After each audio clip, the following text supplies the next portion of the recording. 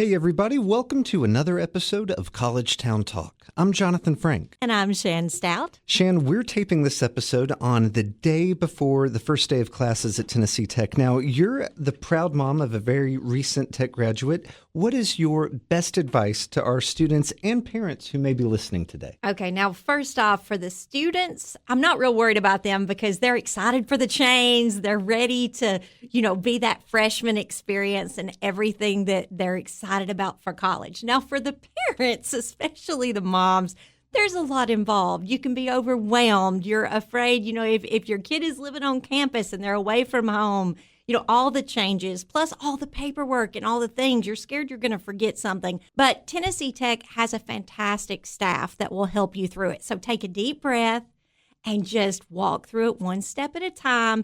And know that, your kids are going to come back when their laundry gets dirty. So that's just the way this rolls. So they're not completely gone, and they'll always be your babies. So, and at the end of the day, when they graduate, it was so great to see my daughter graduate a couple of years ago, and now she has a fantastic job working in downtown Nashville in advertising. She loves it. She's thriving. And really, just didn't know we'd get to that point, but here we are. So for those parents out there, just know that it is a journey and enjoy every part of it, just like your kid's doing already. Well, I think that's great advice. And our guest today knows a few things about this, too, because he's launched kids into college, and he's a great example of a successful Tennessee Tech graduate who has made a career out of giving back to his hometown community. Boy, is that right. So today we're talking to the former mayor of Cookeville himself, Ricky Shelton. Now, he's also the owner of Shelton Consulting Solutions and Trackside Food Truck Park in the downtown west side in Cookeville. I'm a huge fan. Ricky, welcome to College Town Talk. Thanks for having me on. I appreciate it. Ricky, we've got so much we want to ask you about today, but let's start with the big news. Now, because we're taping this interview right before Tennessee Tech's major College Town kickoff block party and concert in downtown Cookeville, it will air shortly after the big event.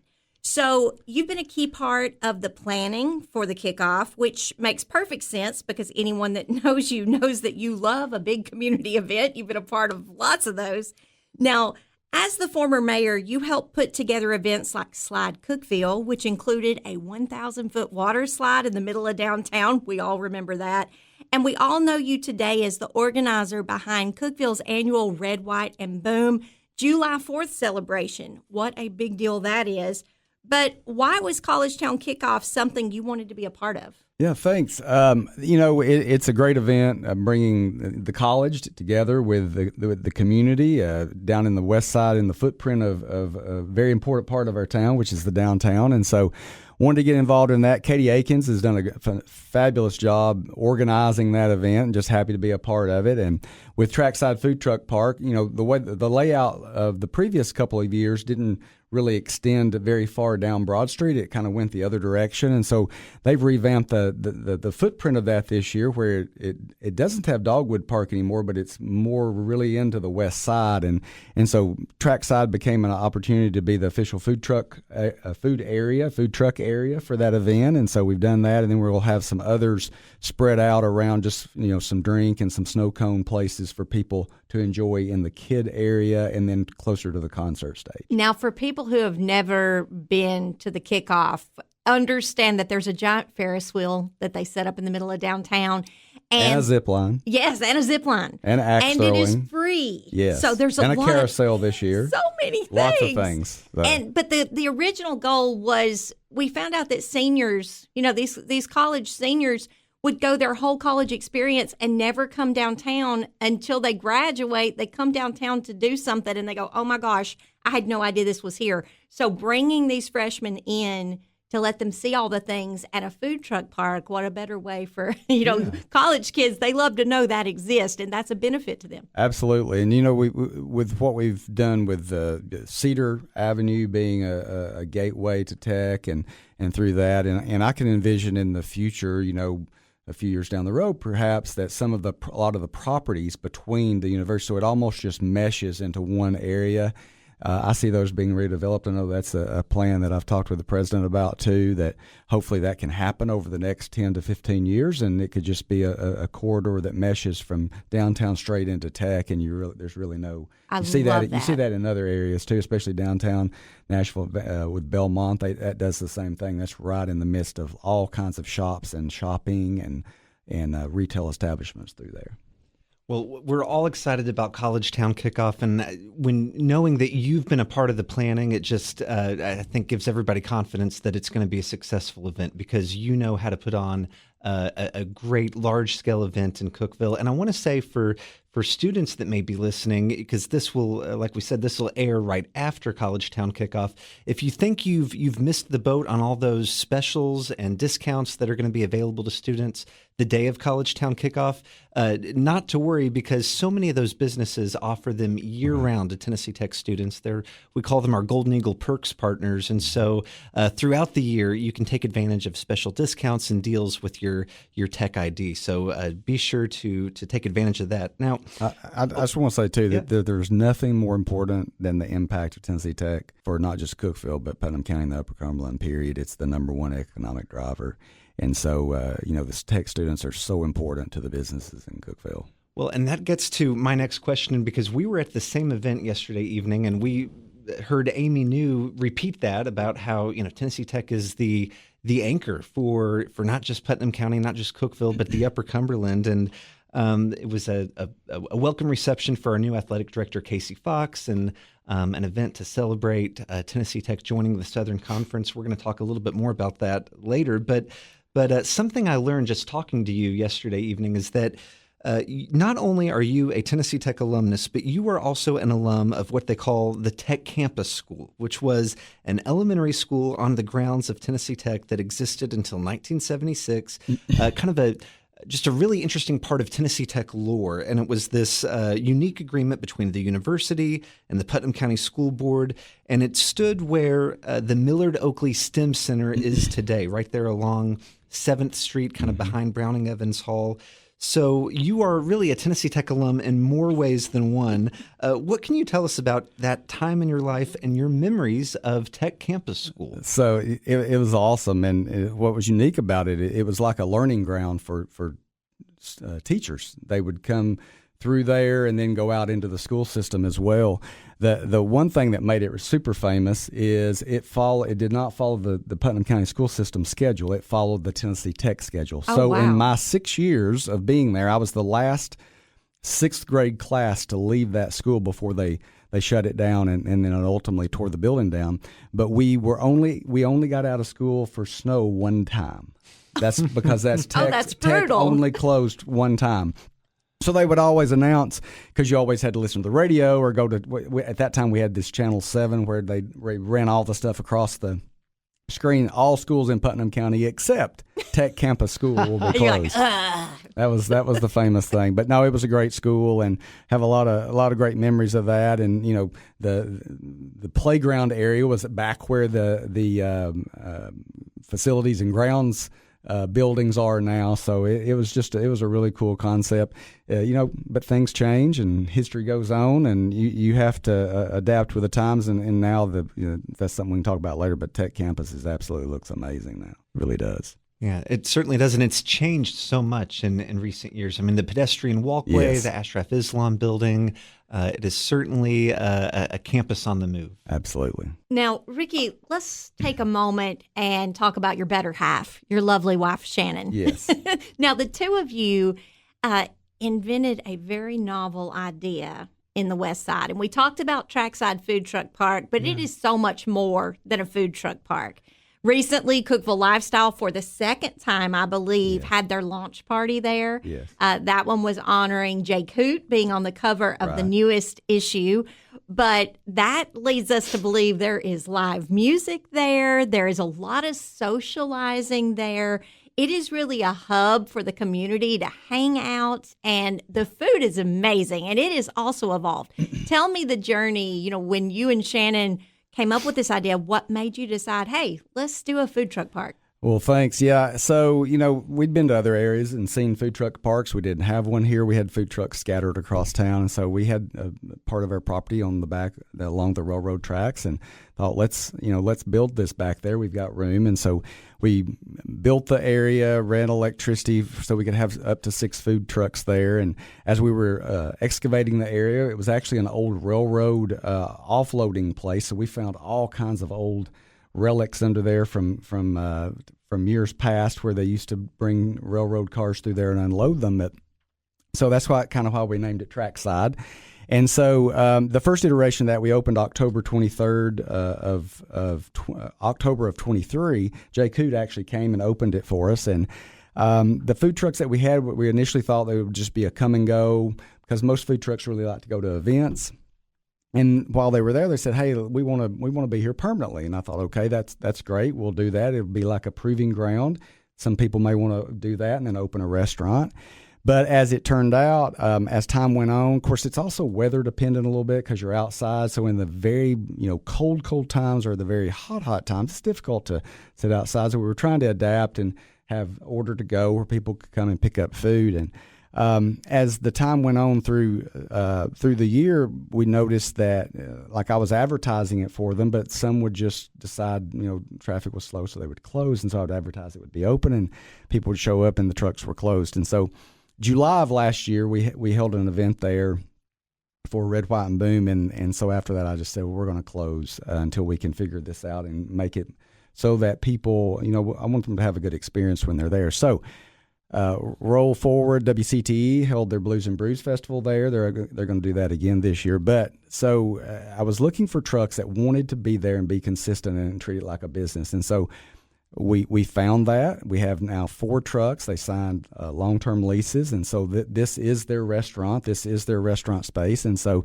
they're treating it like a business. They're open Wednesday through Saturday with constant hours. They're always open 11 a.m. to 6 p.m. on Wednesday, Thursday, 8 p.m. on Friday and Saturday. We bring music in there usually on every Saturday and most Fridays, and that's free for people to come and enjoy. So that is to help people come and use the food trucks and then enjoy music. So, and the fun thing about it to me, it's diverse cuisine. So if you come with your friends, it's not like, hey, which restaurant do we want to go to? And you're choosing one particular type of food. You can go there and everybody can find something they're in the mood for. Correct. And that was the importance of having trucks that were consistently open because someone might come and one person wants hamburgers, one person's want Mexican, whatever it is, you want that variety. And so we have Dave's Old Fashioned Burgers, which are phenomenal. We have a truck called Doggito, which is a really interesting concept on hot dogs. Brazen Q Barbecue, which is some of the best barbecue you'll ever have. And then the Rolling Spud, which is big baked potatoes with barbecue and chicken on them. So we have a great variety. We also have a new restaurant that'll be opening in about a month on site as well. And they're going to serve breakfast and lunch and some dinner. And so we're excited about that concept that's coming. And somebody that's been a long time 20-something year manager at O'Charlie's actually is opening it. So we're excited about that. That'll be coming up very soon. So we'd invite people to come out. But so why this makes sense for College Town Kickoff is before trucks were scattered all around, but we're going to have a tent in the parking lot, and so people know that this is the place where all the food is. And so it can be it's right in the middle of the zip line and the axe throwing and all the things, and so you'll be able to come over there and enjoy the food. It'll be open this Saturday, 11 a.m. to 8 p.m., and then of course the concert will be up on the other end of town at Walnut and Broad Street. Such a great addition to the downtown area in Cookeville, and it's the perfect location because it's you're steps away from the Cream City sign. There's great parking. It's in the middle of our walkable downtown West Side district, and we hear from students especially that I really enjoy patronizing those food trucks and coming down there. Now, Ricky, you were mayor of Cookeville from 2014 to 2022. And so you think about what happened over those years. You presided over a lot of growth in Cookeville, a lot of exciting times for our community, like Tennessee Tech's Centennial in 2015. But you were also mayor during the most difficult days of the COVID-19 pandemic and the March 2020 tornado that that killed 19 people in our community. So what do you remember from those really difficult moments in the life of our community? And what did you learn about Cookeville in the days and weeks that followed? Yeah, two very different terms of office. 14 to 18 it was phenomenal. Actually, 14 to 19, over 5,000 new jobs and about $400 million in capital investment. And 2020 comes, we have Jay Cootie just won The Voice. We have Hoot at the Hoop, 7,000 people there to congratulate him, and we helped organize that. And then, March 3rd of 2020, the tornado hits, and 19 of our citizens died. I knew 6 of them personally. That was the most awful event I've ever been a part of. County Mayor Porter and I were together virtually nonstop for about the next 2 months. But certainly over those first week or so, we were in the Emergency Operations Center constantly, and took it very personally because it's my hometown, and I did know those people. And so, I felt a heavy burden to let people know what was going on. We utilized our Facebook communication systems to tell people almost hourly what we were finding and what we were discovering, and it was awful. And but through that, the resilience and amazing of people of Cookeville and the Upper Cumberland that came to help, the volunteers. We put out a call that we were going to have volunteers, and we blocked the. 2,000 people showed up. It was insanity, and from that, 1 month later, literally, COVID hits, and leadership during COVID, no matter what you were in, whether it's city, county, business leadership, it was very, very difficult, and that was a 2 years of no one knew, no one knows what it is, and nothing had ever happened like this before. There'll be books written about the things done right and wrong. But we were all doing the best we could, and I know there were certain things that the state was mandating, and then they turned it over to the counties. And Randy Porter and I would talk every day because he had the authority, and we didn't want to shut businesses down, so we would talk every day. We're going to do this. We want people to use common sense, to use their best judgment, and I think that's certainly proven as probably the right thing to do. But I'll just say it was a very difficult time, but the amazing parts of it were the people and how they reacted, and then the rebuilding. And we put out a call. I remember we were in the Emergency Operations Center, and there was a lot of, and unfortunately, people during a tragedy take advantage of people, and there was people coming on site trying to take advantage of people, but people were setting up GoFundMe's and that kind of thing. And I looked at Randy and I said, well, we got to do something. This isn't right. He said, handle it. So this is the interesting part of our, he had the emergency background, so he was able to do that. And I had the marketing and that kind of background. And so I established the official fund on a county account that I had no access to, but that was the trust level that we had in one another. And so we established the official Tornado Relief Fund for Cookeville, Putnam County, and several $1 million was raised. 100% of that. We also set up a committee that delved it out, that decided. We didn't decide. We raised it. We let somebody else. And so that committee, 100% of it went back to the tornado victims. That's one of the things we're most proud of, that there were 450 some odd people that were affected in some way or another and got something from that tornado fund. And so, again, that's people that helped with that. It's amazing. Well, I just want to say thank you for that, because I talked to my friends in Nashville, and they still will say how it was handled and how you were able to be malleable, and your ability to communicate so quickly helped with that disaster in a big way. And they've looked at you as a model for how to move forward and make larger cities that malleable, because that can be a barrier. Well, that's not something you don't. Like, I didn't read a book that's one of those things you just learn on the fly. You're like, okay, what would I want to know if I was in this? And people sometimes, the lack of information causes more stress than the actual giving of the information, Absolutely. Which is stressful itself. So you got to communicate to people. You got to tell them what's going on. Even if they won't like it, at least they know something, because knowing something is better than knowing nothing. Yes.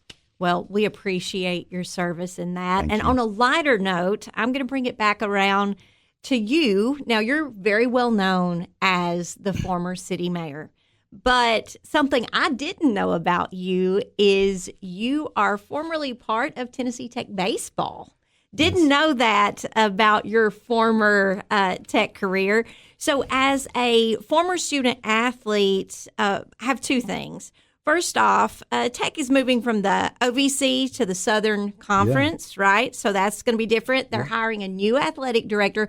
Lots of changes in the future of Tennessee Tech athletics. So what do you think that looks like for the future of Golden Eagles? Yeah, no, I think it's phenomenal. I was a trainer on the baseball team with Coach David Mays, who's a legend in the Hall of Fame.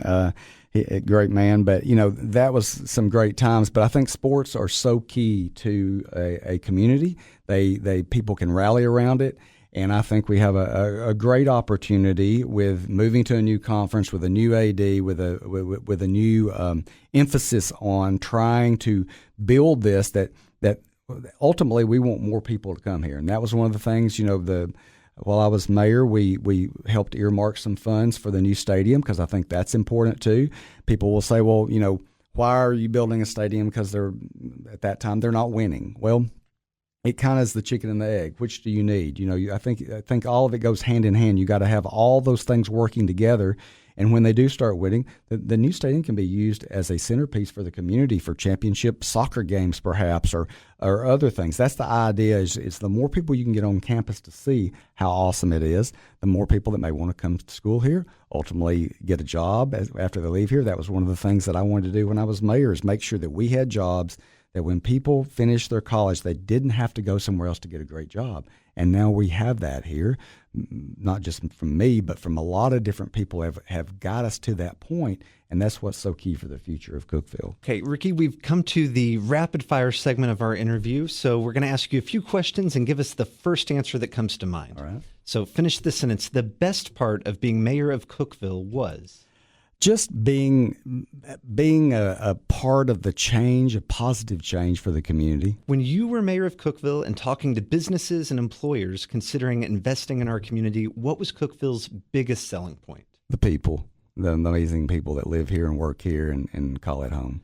What is one thing that hasn't yet happened for Cookeville that you'd still like to see take place? Well, I would have said Target, but they're coming now. They actually came here when January before I left office, and it took 3 years for them to finally sign the deal, but they're coming. But the other one is a water park. That's something that's the number one requested amenity in this town. It has been for 8 years. We tried to get it over the finish line before I left office. We bought the land. We issued the bond.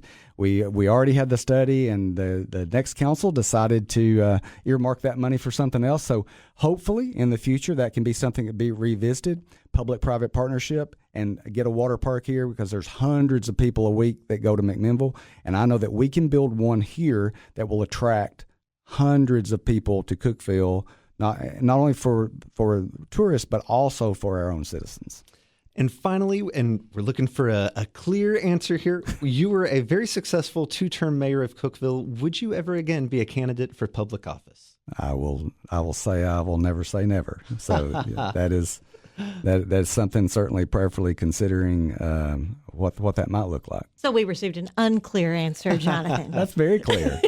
Whatever the Lord and my wife says is what we'll do. That sounds fair.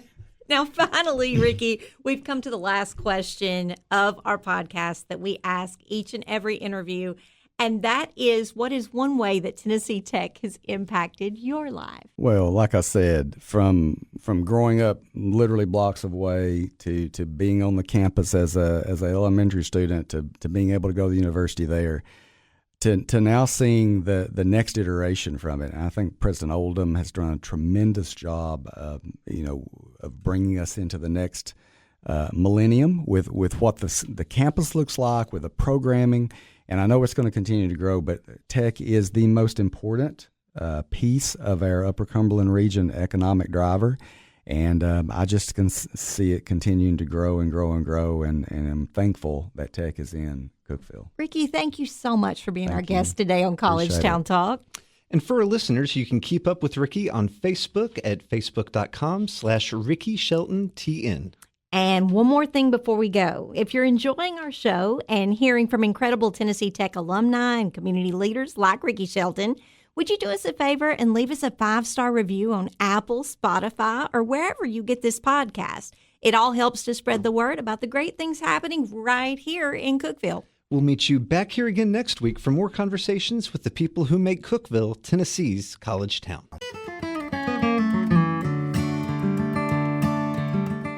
College Town Talk is presented by Tennessee Tech University in partnership with the Cookeville-Putnam County Visitors Bureau. Your hosts are Jonathan Frank and Shan Stout, and original music is performed by Andrew Buckner. Visit us online at tntech.edu/collegetowntalk.